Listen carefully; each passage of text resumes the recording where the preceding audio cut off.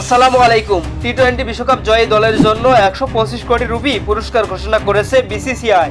এর মধ্যে 5 কোটি রুপি করে পাচ্ছেন বিশ্বকাপ স্কোয়াডে থাকা 15 ক্রিকেটার এবং কোচ রাহুল দ্রাবিড়। বিশ্বকাপের কোনো ম্যাচে একাদশে না থাকলেও রোহিত কোহলিদের সমান 5 কোটি রুপি করে জমা হচ্ছে সঞ্জু স্যামসন, যশস্বী জয়সওয়াল এবং যুজবেন্দ্র চাহালের অ্যাকাউন্টেও। বিশ্বকাপের মূল আসরে খেলার সুযোগ না পেলেও অনুশীলন ম্যাচে মাঠে নেমেছিলেন তারা।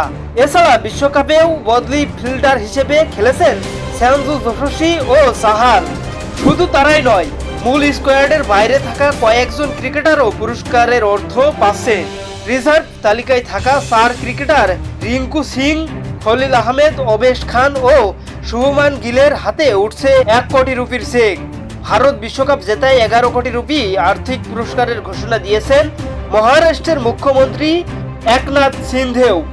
তবে সেটা কিভাবে ভাগ করে দেওয়া হবে সে সম্পর্কে এখনো কোনো তথ্য পাওয়া যায়নি।